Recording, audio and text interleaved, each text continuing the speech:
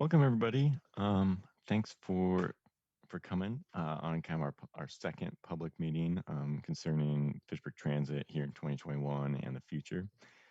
We have a couple folks from Madison Metro joining us today. We have Mick and Mike. If you guys want to just quickly introduce yourself, I appreciate it.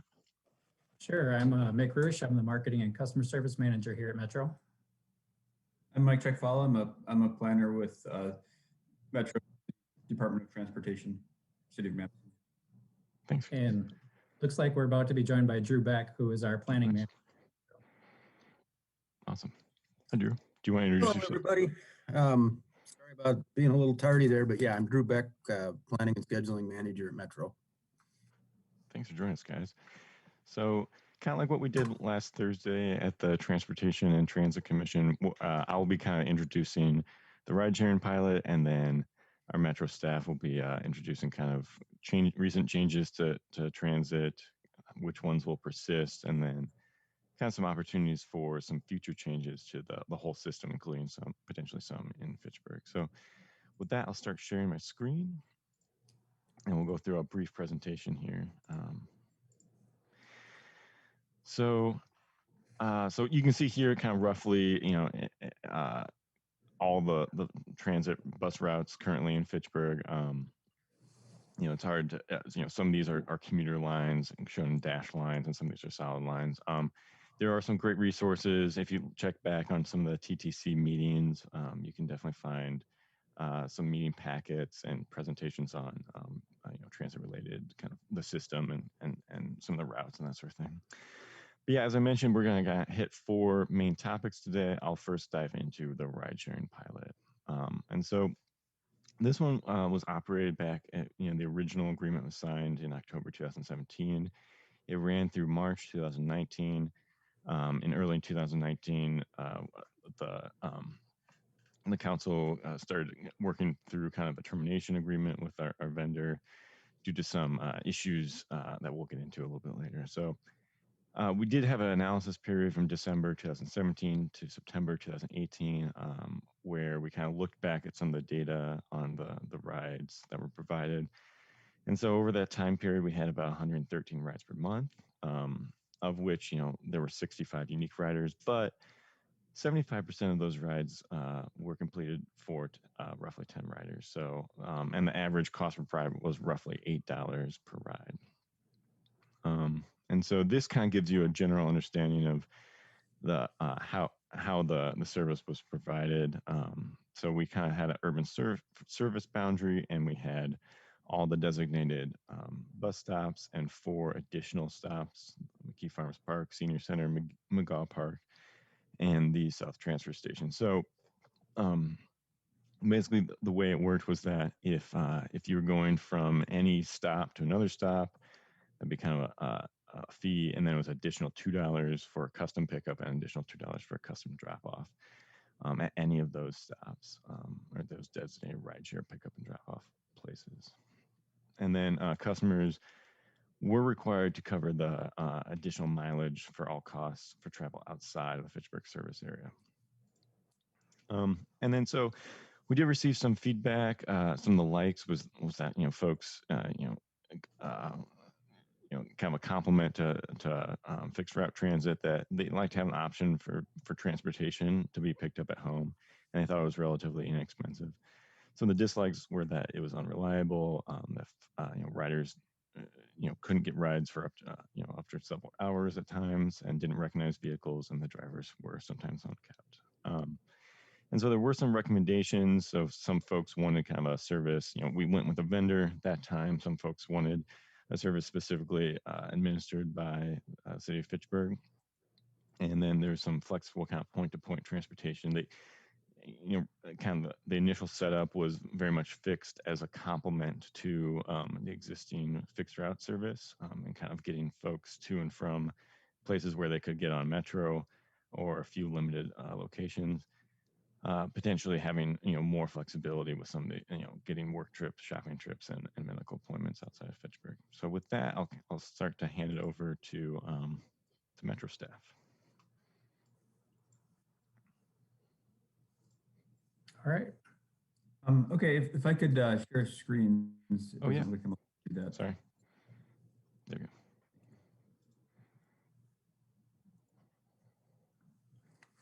All right.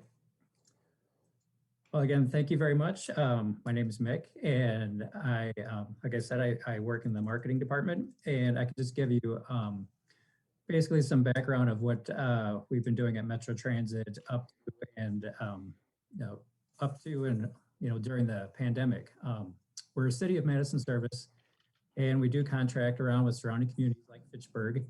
We provide about 50,000 rides per weekday prior to the pandemic. And we provide, I don't have the exact routes or the exact numbers of the people that ride in Fitchburg per se, but we did able to get a number for, we also provide about 10,700 rides for people that ride paratransit in the Fitchburg area.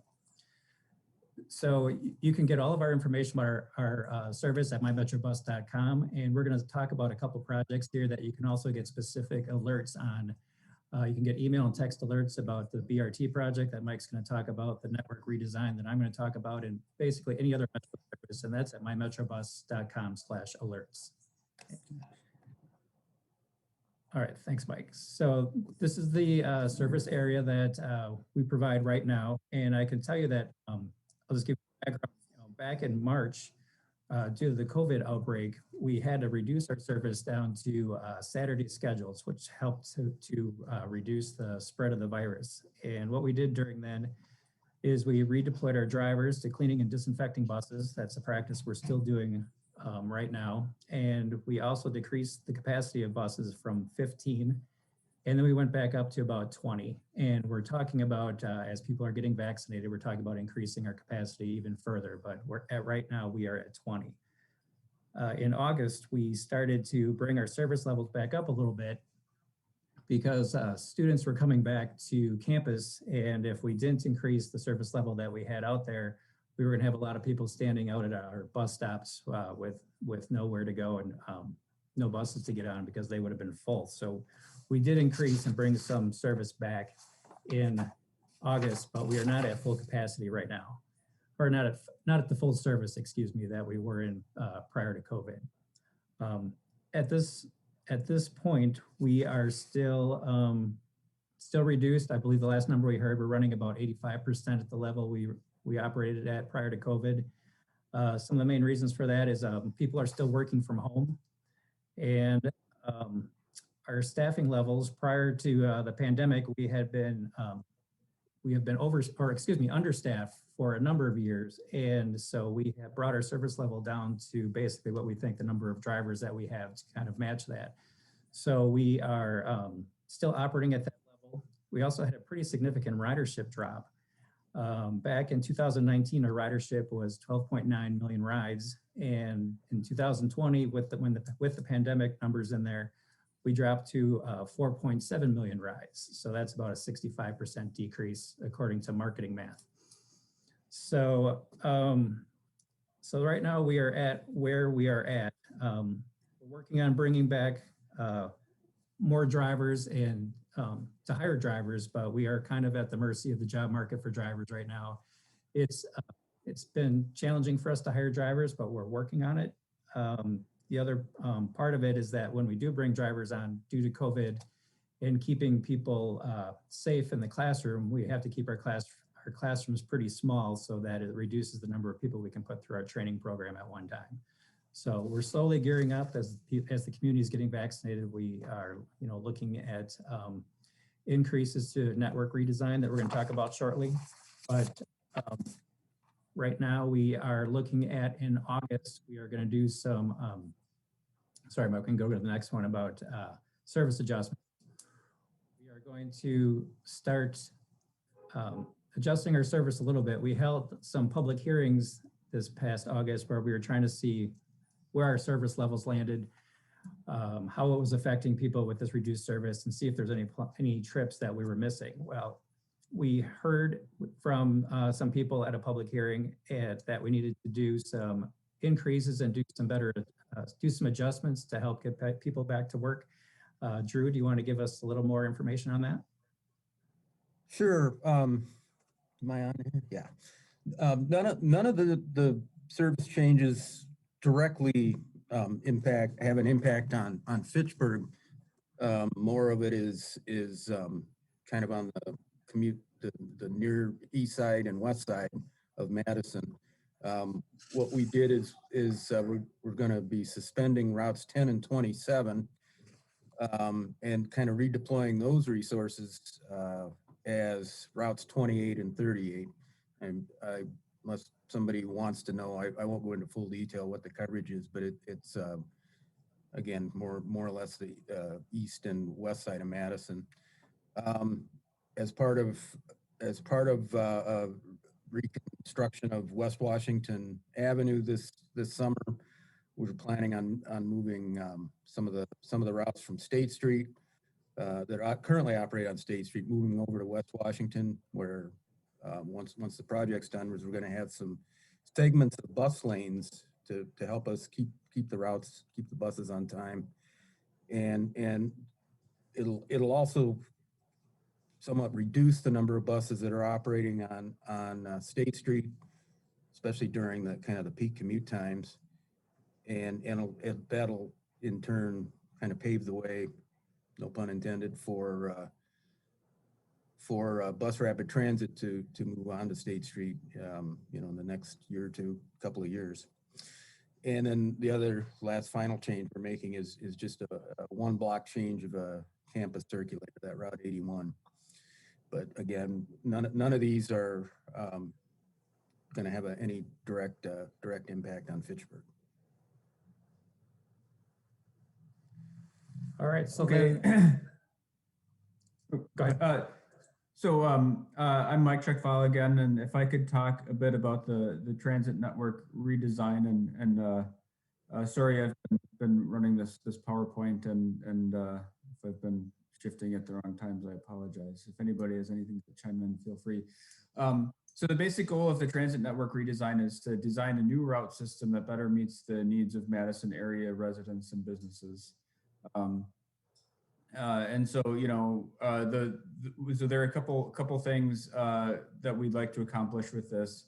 The system is very, very complicated right now. There are a lot of overlapping routes that sometimes go some way and sometimes go a different way. Commuter routes that operate over the top of all day routes. So we'd like to have a simpler service that's easier to use and understand. We'd like it to be faster. We hear a lot of complaints that it takes me, an hour and a half or something to get across town, and that could be better. We'd like higher ridership. Before the pandemic, our ridership was quite high for an urban area of our size. It kind of maxed out in 2015 or so, and then it was kind of slightly declining. And then now it's obviously taken a very sharp downturn. But we'd like to get back to the point of being high and getting higher. And we think that accomplishing these goals of simpler service with faster travel times will help. Reduced vehicle miles traveled to give people other options besides driving, if that's what they want to do. Better service for underserved and disadvantaged communities. And finally, complement the BRT system. So the bus rapid transit system will be a major service change that will introduce a lot of new service in the core east-west path of Madison. And so it's impossible to implement that system without doing other major changes to the network to both reduce competition with the BRT system, duplication, and also to provide better connections to the BRT system. Our existing transit network is a transfer point system implemented in 1998. There are 4 transfer points, east, west, north, and south, and they generally pulse with time transfers. So every 30 minutes or so, a bunch of buses come in and a bunch of buses go out. And so that allows you to make connections to basically any route in the system and get anywhere you need to go without standing around and waiting for, up to an hour for a bus. And then historically, before COVID, we had kind of an overlay of commuter routes that were designed to kind of operate over the top of the transfer point based system that were designed to bring people into the UW campus in downtown Madison area. Um, a lot of that service has been suspended as the demand for the downtown 8 to 5 work day has kind of dried up as people are working from home, myself included. And historically, we did about 450,000 annual service hours. So a service hour is one bus in service for 1 hour, and that sort of defines how much total service that we have out there on the street in any given year. So it's like I said, the system is very complicated, many overlapping routes, different routes operate at different times of the day, different routes operate during different days of the week. Sometimes routes go one way, sometimes they go a different way. Generally, no routes run every 15 minutes or better throughout the day. And that limited network of frequent routes is often seen as very attractive for people who want to make trips in the city, and so we're looking to see if we can increase frequency and make it easier to ride the system. This is the proposed and planned bus rapid transit system. So the main line, there'd be three BRT routes. The main line will be blue line, which we're calling BRT A for now, which is where we will invest in the bus lanes and signal priority and BRT stations. And then the green line will run north-south, calling that BRTC for now. And that will use the BRT infrastructure through central Madison, and then it will go onto local streets outside the BRT corridor. And then the yellow line, BRTB, will do two things. First, it will increase capacity and frequency in our core area along University Avenue, which we see a lot of overcrowding historically. And then it'll also, some buses will continue to Middleton to bring Middleton into the BRT system. So one of the key things that we're looking at with the transit network redesign is something we call access. In other words, how far can you go in any given amount of time? For example, 45 minutes is generally considered to be a reasonable amount of time that people will travel to do things in an urban area. And that includes, waiting for the bus, riding for the bus, walking to your destination. But even more important than how far you can go is how many destinations you can reach. So how many jobs are accessible to you in a reasonable commute, grocery stores and other things. Jobs are easiest for us to measure, and so we spend kind of a lot of time focusing on that, but it's also the other things.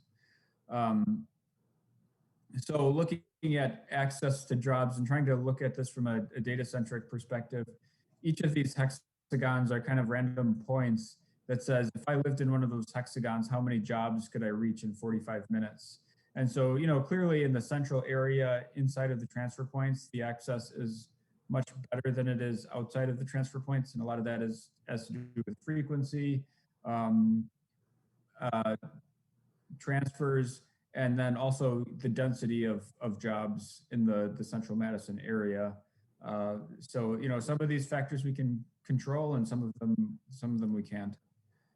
So frequency, I've mentioned that before. I just want to talk about this a little bit because it's sometimes overlooked and underappreciated for designing transit networks. So frequency is how often does the bus come? In other words, does the bus come every 10 minutes, 15 minutes, every 30 minutes, or every hour?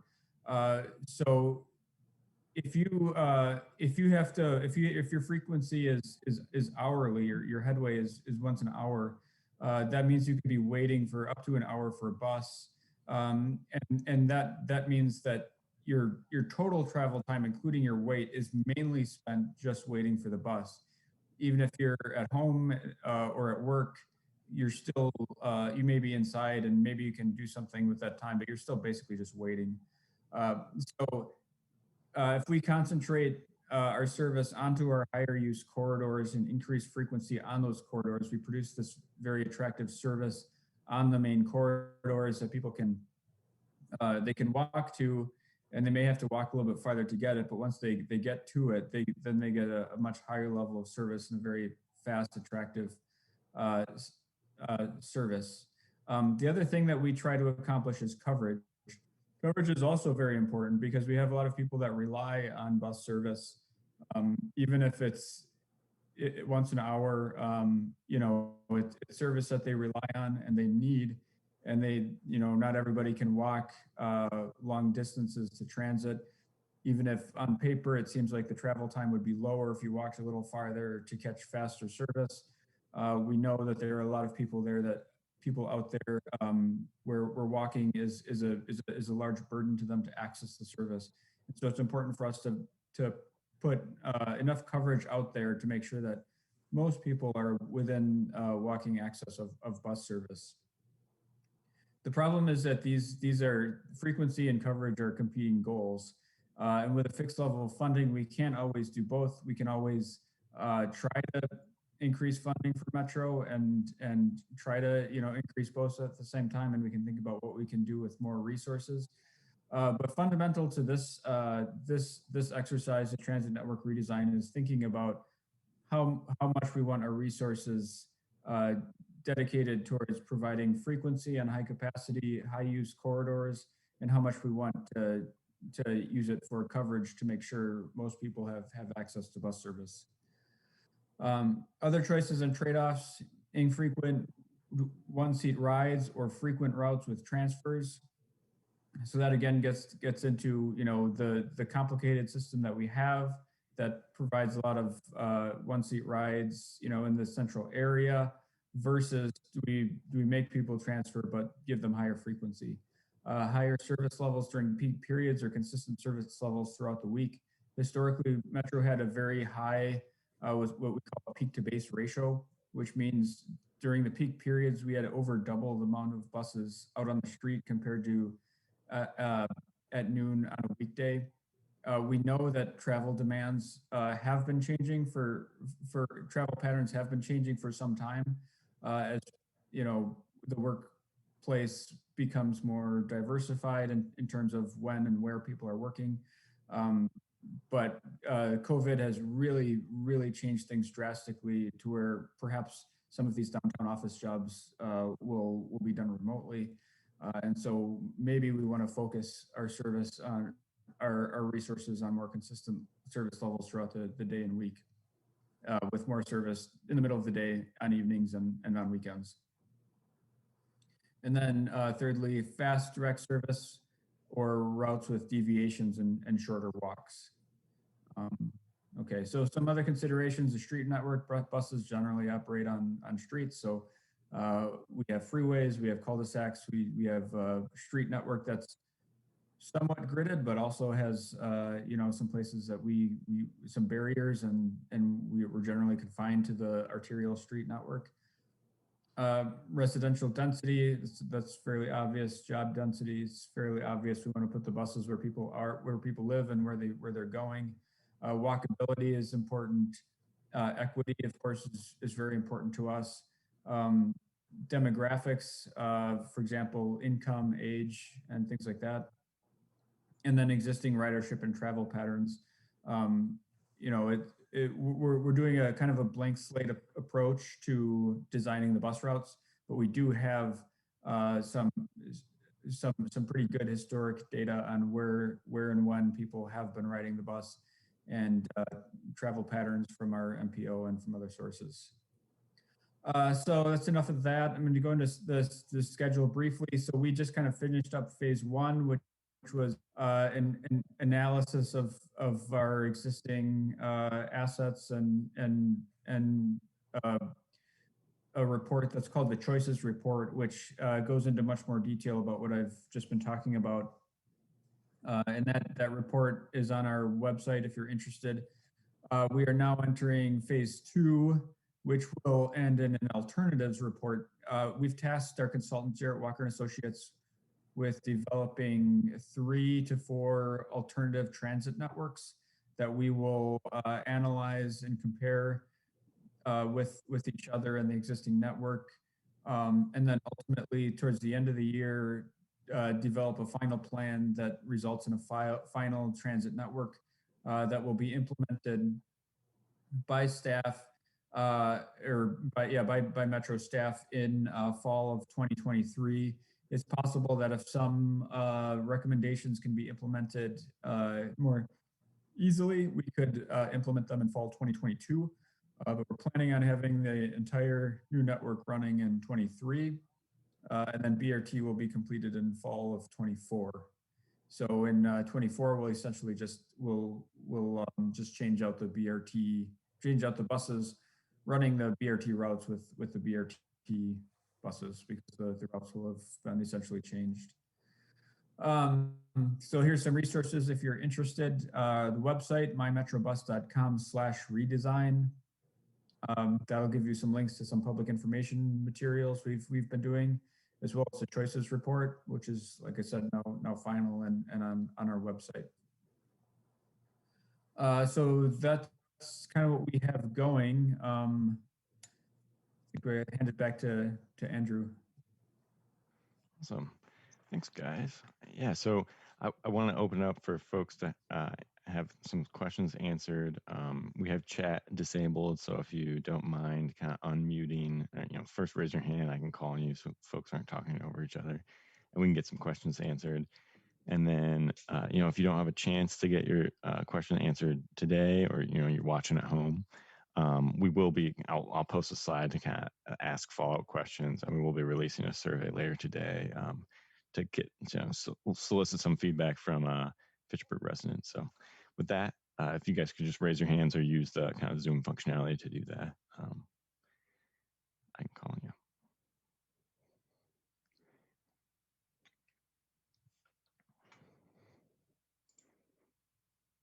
All right, Sonia, I think you have your hand up. Do you have a question? Yeah, I guess question and comment.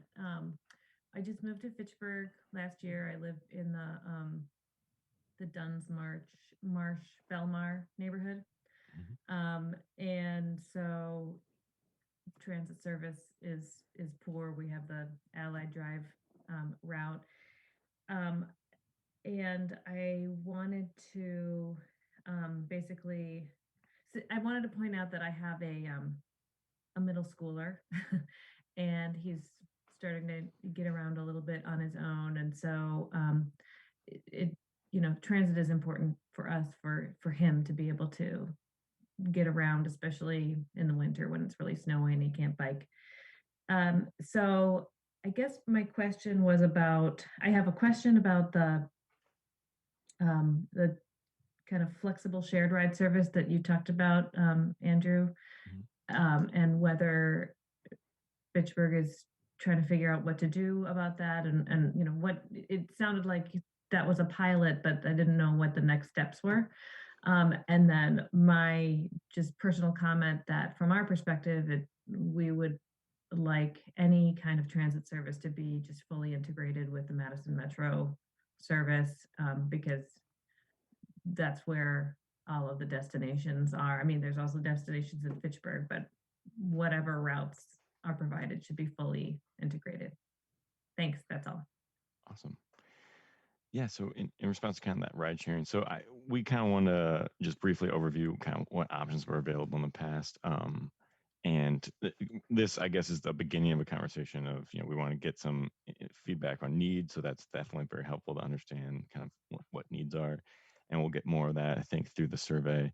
And then we'll be kind of providing that both to Metro staff kind of in their network update, and as well as the city staff will use that for, those sorts of suggestions. If we should bring back that ride share, what platform should it look like? Where should those where should the service area extend, that sort of thing. So yeah, so thank you for that, and feel free, and please fill out the survey, and we'll kind of have future discussions of kind of what some of these potential options to complement existing transit service, or proposed intended changed transit service should look like. We'll have kind of those follow-up meetings later this summer or early fall. Does that answer your question more or less? Okay, awesome. Thanks for those comments. I'd just like to add as well that that area, the Belmar neighborhood is quite difficult to serve. So I definitely hear that and understand that. I mean, we have the Beltline and Verona Road have difficulty. You know, there are very few crossings to get through there.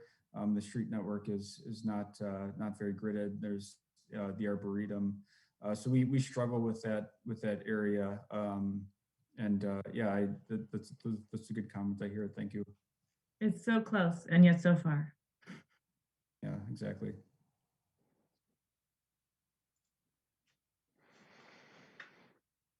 Awesome. Does anybody else have any questions?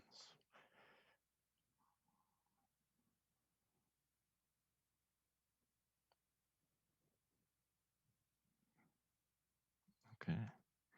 Well, hearing none, feel free if you weren't able to attend, as I mentioned, feel free to ask those questions. We will likely have another one of these meetings sometime later this spring, just kind of a quick check-in based on some of the results we get back from the survey, and we'll get a little bit more word out. I know as folks start using transit more and more, kind of as the pandemic starts to slow down, we'll get some more of those. Notifications out there and get a little bit more interest. I think, yeah, I will definitely add. So we'll be putting the link to our survey online. I'll just share my screen.